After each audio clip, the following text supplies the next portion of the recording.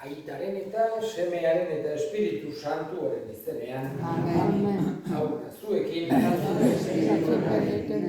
Senideok, aitor ditzagun humiltasunez, gure pekatuak, misterio santuak behar bezala ospatuan izateko. Erruki jauna. Kristo erruki jauna. Erruki dakigula jainko guztiz altsua eta gure pekatuak barkaturik eraman gaitzala betiko bizitzara. Egin dezagun otoitz. Entzun jauna gure otoitza, eta zure semearen piztuerako jaiak ospatzen ditugun bezala, egizu santu guztiekin batean poztu daitezela. Bera berriro etorriko denean, zurekin eta Espiritu Santuarekin batean, jainko eta errege bizi baita, gizaldi eta gizaldietan. Amen.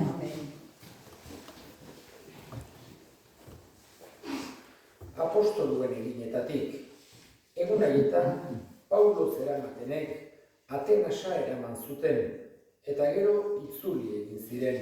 Silas eta Timoteo lehenbailen Pauloren gana etorri zitezela mezuarekin.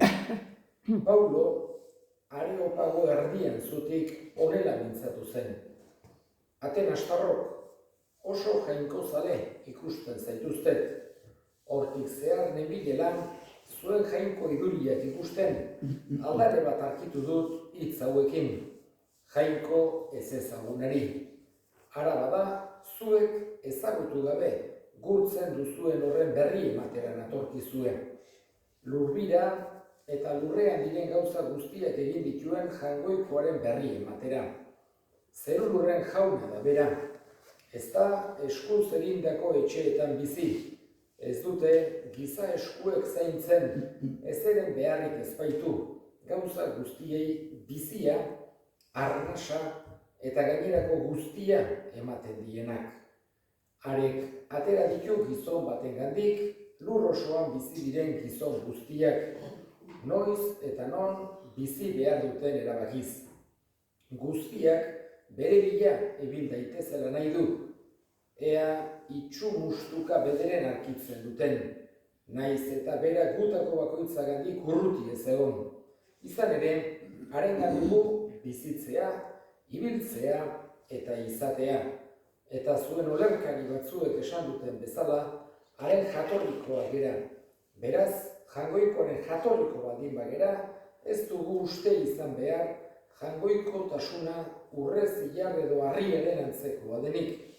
Gizonaren eskuz eta buruz landua alegia. Jangoikoak alde batera uzten ditu jakintza gabeko denboraiek, baina orain, gizaki guztiei eta leku guztietan bihotz berri daitezela agintzen die. Izan ere, gizadia auzi zuzenez epaitzeko eguna jarri du hortarako berak aukeratutako gizakiaren bidez. Eta gauza hori, gizon hau hilen artetik piztuz egiaztatu du. Hildakoen piztuera entzun zutenean, batzuk parri egin zioten eta beste batzuek honela esan. Hurrengo batean entzungo dizugu horretaz, eta Paulok aldegin zuen haien artetik. Jaunak esana. Erantzun salmoa. Zeru lurrak beterik dauzka zure dizdirak. Goretxazue jauna zerutik, goretxi gaindegitik. Goretxazue haren aingeru guztiok, goretxi haren gudari talde guztiok. Jauna zuekin, Jesu Kristoren Evangelioa San Juanen liburutik. Aldi hartan, Jesusek honela esan zion bere ikaslei, gauza asko dauzkat zuei esateko, baina orain ezin jaso dituzuen. Egiaren espiritua datorrenean ordea, berak zuzenduko zaituzte egia osoraino. Are bezpaitu bere buruz esango ezer, entzuna esango dizue eta etorkizuna adieraziko. Are goretxiko nau neretik hartuko baitu eta zuei adieraziko dizue. Aitak duen guztia nerea da, horregatik esan dizuet, neretik hartuko duela eta zuei adieraziko. Jaunak esana.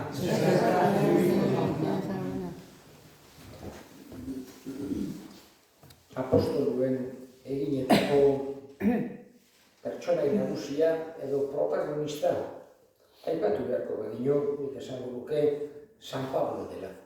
Erabat, bere ibilerak batetik bestera, bere nekeak, persekuzioak, baita ere arrakastak, erabat kontatzen bai dizkigu liburu honek, Lukasek idatzitako apostoluen eginetan arki dezakegu San Pabloren garrantzia handi hori. Bera ez zen 12 apostoluetako bat izan, baino horien mailan bezala konsideratua dago. Bere festa apostolu bat zango balitz bezala ospatzen da, eta gainera San Pablo apostolua esaten diogu. Baino ez zen 12etako taldeko inor. Are gehiago, berak horren besterainoko amorrua edo gorrotua eukizuen hasieran kristauen kontra eta persekutzaile gogorra izan duzen, eta horregatik ospatzen da ez bakarrik bere eguna, San Pedrorekin batera, San Pedro eta San Pablo ospatzen dira ekainaren 29an, baino baita ere ospatzen dugu bere bihotz berritzea, bere konbertsioa, hilbeltzaren 25ean, hainen izan du izan importantea. Eta ohartzen gara bere izan duzela kasik lehenengo misionari handia apostolu guztik, denek izan duziran misionari, Jesusen denei eskatu bezien zoazten mundu guztira eta zabaldu berri ona. Baino, ohartzen gara San Pablok egin zuen lana eta batez ere eukizituen emaitzak ez daitezkela beste inorekin konparatu. Momentu hartan, ikaragarrizko buelta egin zituen, Mediterraneo inguru osoa ibili zuen eta halako komunidadeek sortu zituen garai hartako hiririk printzipalenetan. Eta horrek elizari izugarrizko bultzada eman zion. Batez ere, eta bera, kuriosoa da, bera judutar estriktoetakoa baizen, Gamalielen eskolakoa, fariseoa, eta hasieran horregatik zen, horren kristauen kontrakoa. Hala ere, Jainkoak eman zion halako gaitasun berezia, gentilei evangelioa ezagutzera emateko. Hau da, judutarrak ez zirenei. Judutarrekin oso arrakasta gutxi egizuen bakarren bat bai, baino gehienek kontra egiten zioten. Ordea, judutarrak ez zirenekin, gentilekin, paganoekin, izugarrizko denetan ez, baita ikusten dugu, izitura bere zaitasun baino, arrakasta handia eukizuen toki askotan. Gaurkoan, agertu zaigu, gaurko apostolun eginetako pasartean, Atenasen, Areopagoan egindako hitzaldia. Pentsatu behar dugu, garai hartako lekurik importantena izango zen, jakintsuak eta filosofoak eta parte hartzen zutena. Naiz eta momentu hartan politikoki eta militarki Erromak eduki momentu hortan nagusitasuna, momentu hortan Erromatar imperioa zen, handiena eta indartsuena, baina oraindik ere kultura aldetik Greziak aurre hartzen zion Erromari. Filosofia eta halako jakinduria eta Greziak handiagoa zeukan. Horregatik, esan genezake, Areopagoan hitz egitea zen, gaur egun, Atano terceron pilota partidua jokatzea bezala, tokirik importantenean aiatu zen, eta hortan ikusten dugu, San Pablo ere halako okurrentziak edo halako ateraldi sakonak okitzen zituela. Eta greziarrak politeistak ziren, jainko dezente zituzten, eta ikusi zuen bazegoala aldare bat jainko ezezagunari dedikatutakoa. Eta hortik abitu zen San Pablo, esanez, hortaz hitz egitera etorri naitzaizue. Eta zuek gurtzen dezue ezagutu gabe, baina hura da gauza guztiak egin dituela. Eta segurazko hasieran, sarrera horrekin, interes handikin entzuten ari zitzaizkion, baina aipatu zuelarik, Jesus hilen artetik piztu zela, orduia batzuk erotzat hartu zuten. Batzuk ez zioten barre egin zioten, beste batzuk errespetu handiagokin esan zioten bai eskerrik asko, hurrengo batean hitz egingo diguzu hortaz, eta gutxi batzuk momentu hartan bihotz berritu eta kristau bilakatzea erabaki zuten.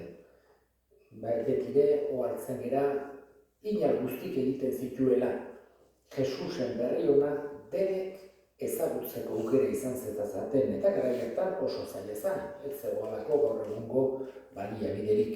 Ez bidaiatzeko, ez mezua erarazteko. Eta eskatzen digu bada San Pablori berarengandik ikas dezagula. Berak bihotzean eduki zuen su hori, eduki zuen irrika hori denek Jesus ezagutu eta maita zezatenetik guk ere eduki dezaguna pixka bat. Eta egin ditzagun orain guk eskatuko dugu, gaurko egun honetan bereziki munduan zehar daude misionari guztien alde. Jainkoak indarra eman dezaien, jende askok bere mezua entzun dezaten eska dezaiegun jaunari. Ere, gaixorik dauden guztiak gogoan hartuko ditugu jaunak bere indarra eman dezaien. Eska dezaiegun jaunari. Entzun aita honak bihotzez egiten dizkizugun eskaria Jesu Kristo gure jaunaren bitartez.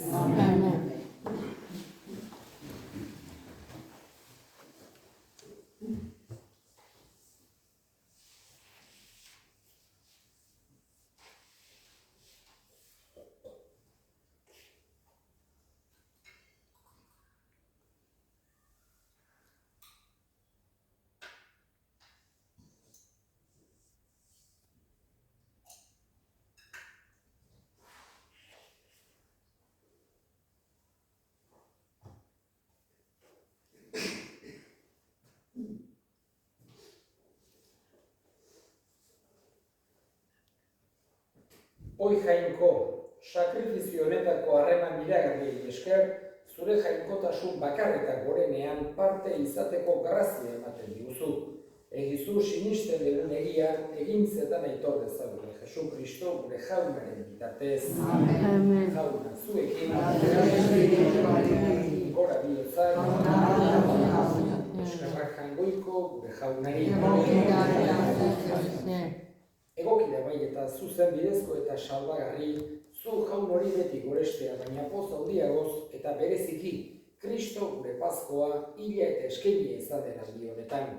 Bere gorputza gurutzean eskainiz, beren betera ekarri ditu lege zaharreko sakrifizioak, eta gu salbatzeko zuri bere burua emanez, bera eginda apaiz, aldare eta opari. Horregatik, Pasko pozez gainezka daude, gizon emakume guztiak mundu zabalean. Zeruko indar eta ingelu guztiek ere, horregatik dute beti zure aintzaren gorespena kantatzen.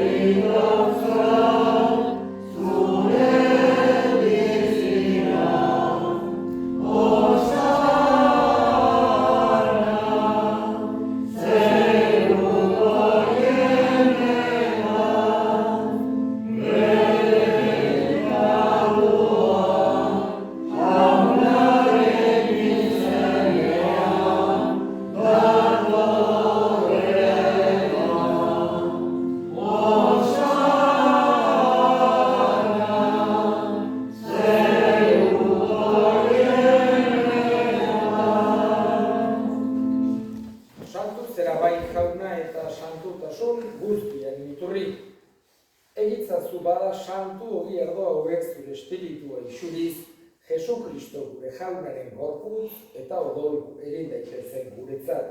Berak saldu zutenean eta bere gogoz gurutzera zihoala, ogi hartu eta eskerrak emanez zatitu zuen eta bere ikaslei eman zien. Esanez hartzazue eta jan guztio kontatik, hau nire gorputza data, zuentzat emango dena.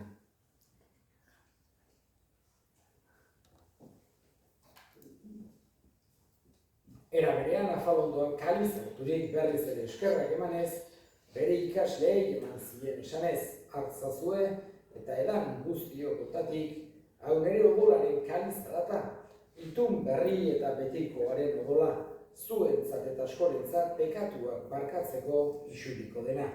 Egizue hau nere oroigarri.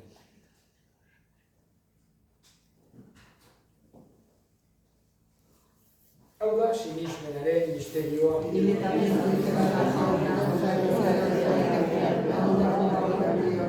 Horregatik jauna, zure semearen eriotza eta piztuera gogoratuz, biziaren ogia eta salbamenaren kaliza, eskaintzen dizkizugu zuri eskerrak emanez, aldarean zure serbitzari onartu behituzulako, eta apalki eskatzen dizugu Kristoren gorputza eta odola hartzen ditugunok, Espiritu Santuak bat egin behitzala.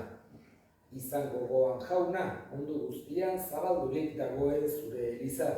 Eramazu maitasun osora, Leon gure ita santuarekin, Florentzio gure hartzaiarekin eta Eliz gizon guztiekin batean. Era berean, izango goan jauna pizteko itxaropenean joan diran gure senideak eta hildako guztiak ere. Harritzazu zure aurpegiaren argitan. Errukiz akizkigu arren, guk guztiok, betiko bizia irits dezagun. Jainkoaren ama Maria Virginia doatsuarekin, San Jose, bere senarrarekin, apostolu santuekin eta gizaldi guztietan, zure adiskide izan diren santuekin, haiekin batean gore zaitzagun Jesu Kristo zure semearen bitartez. Honen bitartez, honekin eta honengan, zuri aita jangoiko alguztidun horri Espiritu Santuarekin batean, ospe eta intza guztia gizaldi eta gizaldi guztietan. Amen. Salbatzaileak aginduta erakutsiari jarraituz, bildur gabe esan dezagun.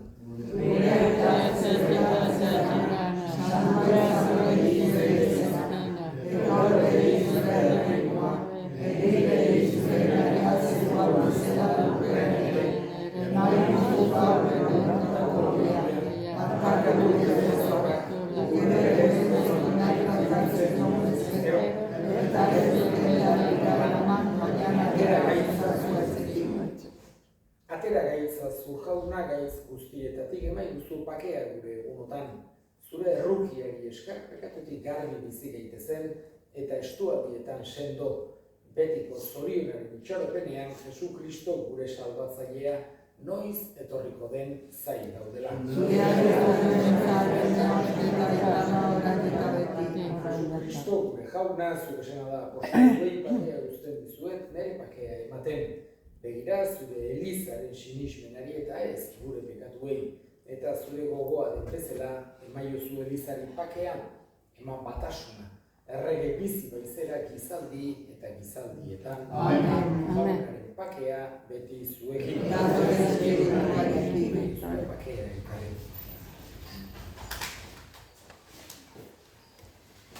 Jangoikoaren bildotza.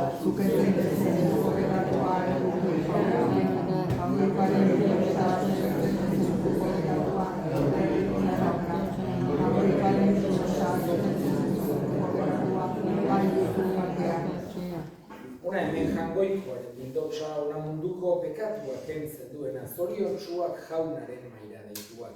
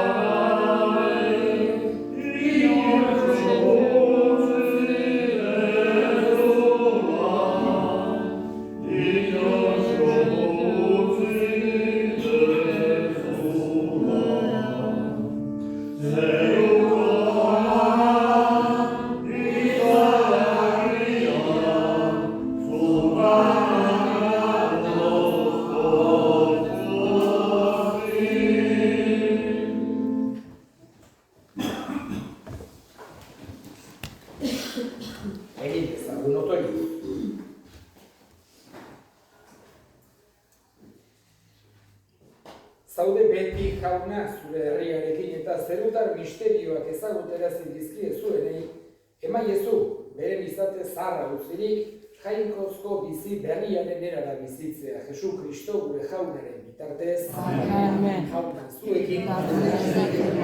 Iberenka zaitzatela jainko guztia dunak, aitak eta semeak eta Espiritu Santuak. Amen. Zoazte jaunaren